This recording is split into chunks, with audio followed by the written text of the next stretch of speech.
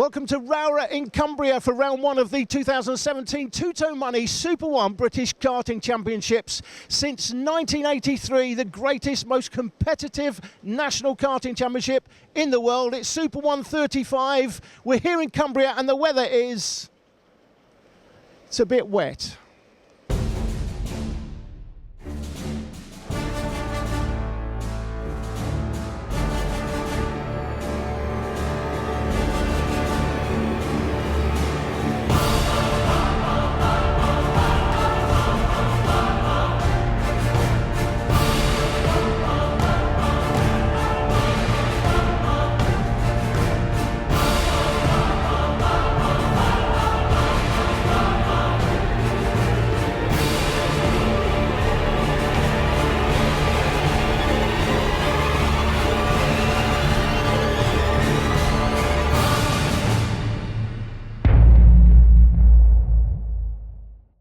At the start of every season, we traditionally have a look at the ones to watch in each of the racing classes, so let's start right there.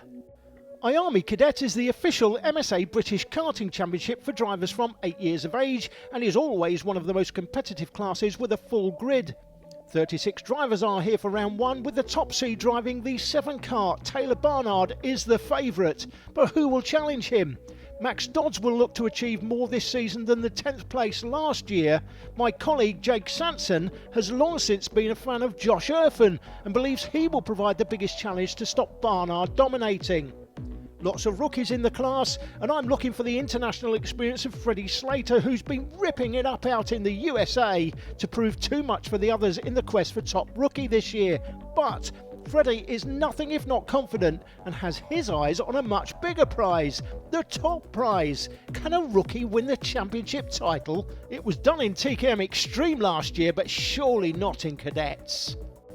In junior TKM, the top seed and massive favourite is Abby Pulling, who led the championship when she crossed the line at the final round last season, only to be denied as Bradley White made up 2 places on the last lap he needed to steal the title. Who will provide her with the biggest challenge? Well, outside the other seeds, Ian Sisson on the 7, James Pashley on the 9 and Ross Deal on the 10 Kart, I'm looking at the 35 Kart of Scott McIntyre to be in the hunt for podiums, maybe more, with Kurt Roberts on the 11 Kart chasing the title, along with Abby Pulling's own tip, Theo Hesketh, looking to impress. Abby Pulling may be one of the biggest favourites in the championship this year, but this class will be ultra competitive.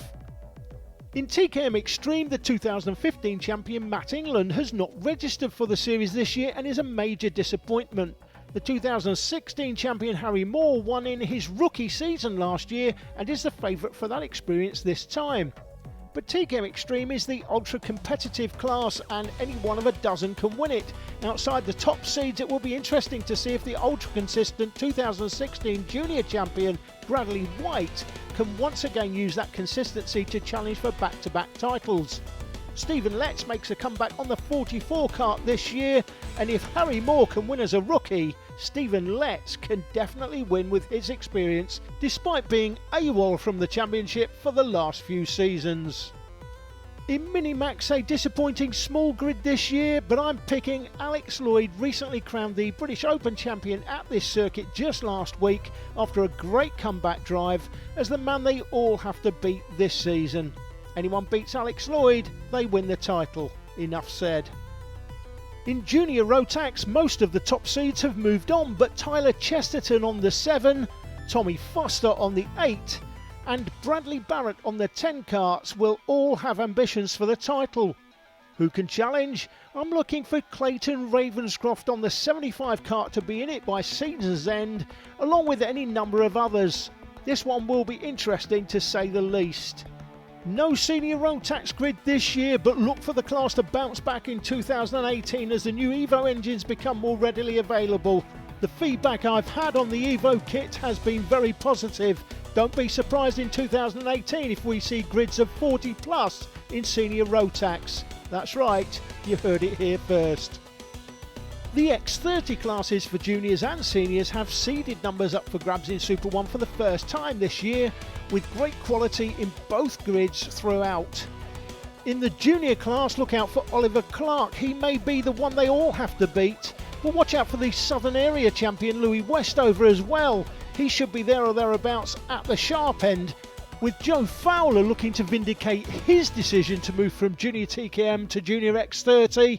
I think that's a mistake, by the way. For top privateer honours in this class, look out for Reggie Dewey. I say look out for Reggie Dewey. That is, of course, if you can find him. He never turned up to get his picture done this time. But fortunately for Reg, we're like Blue Peter in these here parts. Here's one we did earlier. The biggest grid in the Two-Turn Money Super 1 British Karting Championships this year is Senior X30. The one they all have to beat, in my opinion, will be the PFI-supported Oliver Hodgson. I'm expecting Hodgson to be a dominant force, and he will hope to tie this championship up before he gets to his home circuit at the final round.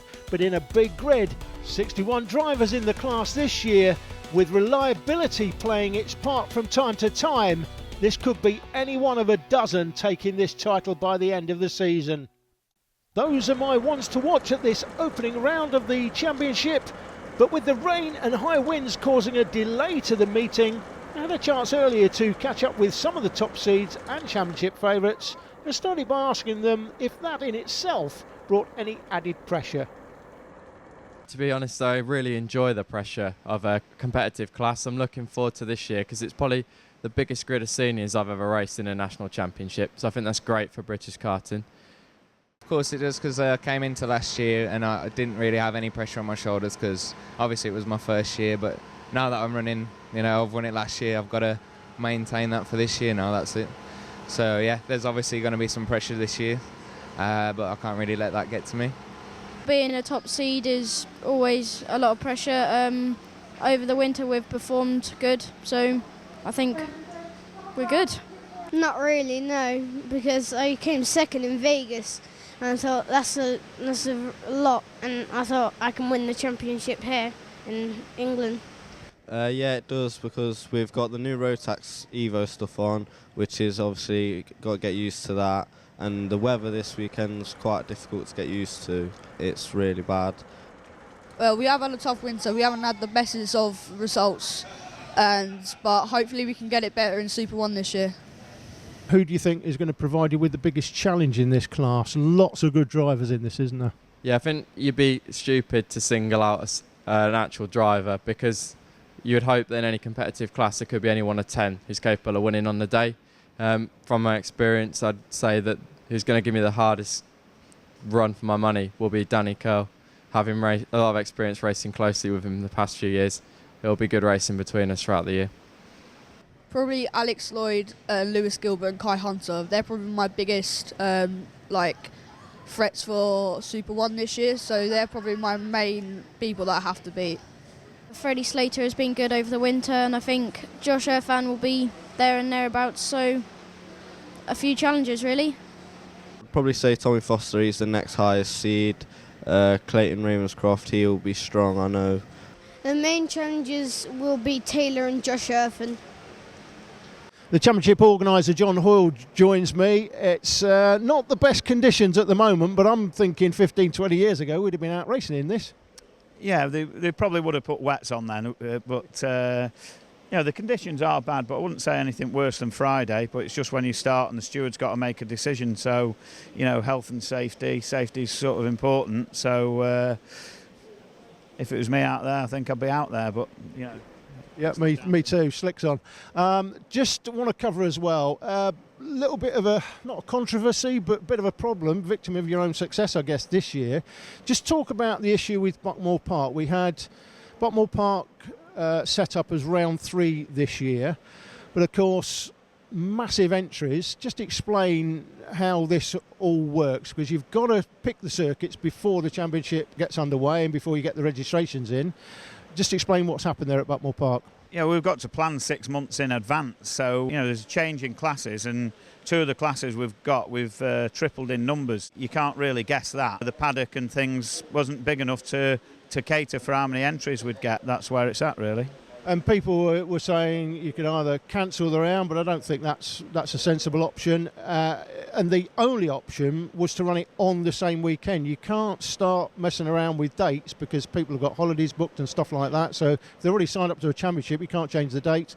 And they were saying, well, you should have gone to PF and some. But you tried a lot of other circuits. I think Rowra was the only place that could accommodate you. Is that right? Yeah, that's right. You know, whichever way you do it wouldn't be right, you know, because somebody, if you move the date, someone might have organised a wedding or something. And to be fair to here, they have got a facility that will cater for the amount of people as well. You know, the Parc Fermé area, the cafe and things like that. So, hate to mention it, OK and OK Junior, it's not looking like it's going to go ahead. There's not enough entries. Certainly, is it in the junior class we're short? Yeah, we've got to revise that and see what we can do. Just at the minute in karting, there's a lot of choice in classes, and people have committed to new classes as well. So we're going to see next week and just see if we can alter maybe shorter championship and things like that. What do you think has gone wrong there? I know you'll remember me saying that I'm the naysayer in this. I said this is going to go the same way as JICA and KF3. And it was looking like last year, you'd be right, I'd be wrong, but here we are sort of 6 months on from having quite decent grids at Shennington last year. And it looks like now I'm right, and it's all gone pear-shaped for you. Well, it's a good class, but like I said before, there's a lot of choice for people. And I think what's happened in the past, the perceived view of like the European championships and things like that are expensive, which they still are expensive now. This isn't an expensive class, it's perceived to be expensive that puts people off. And I guess it was another two classes though coming in, so it's dividing the grids. I think Adrian Coles mentioned last year he wasn't in favour of it because it was just diluting the grids even further. And talking of that, let's talk a little bit about senior road tax. Very disappointing, but I'm hearing some positive things on that potentially for next year, but obviously not enough entries this year. Just an interview with Adrian Coles about the Evo kit. I'm hearing some very, very good, very positive things about the Evo kit, and I'm thinking we could see senior road tax making a return next year. Yeah, I'm sure it'll be back. Exactly what you said.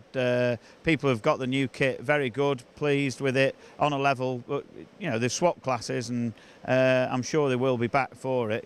There's a lot of southern tracks that do it, and we've got interest for next year already. Good junior grid, so they'll probably move to seniors for next year. Just unfortunate for this year. Coming up after the break, an interview with Adrian Coles about the new Rotax Max Evo kit, after which we're underway with the racing. Don't go away.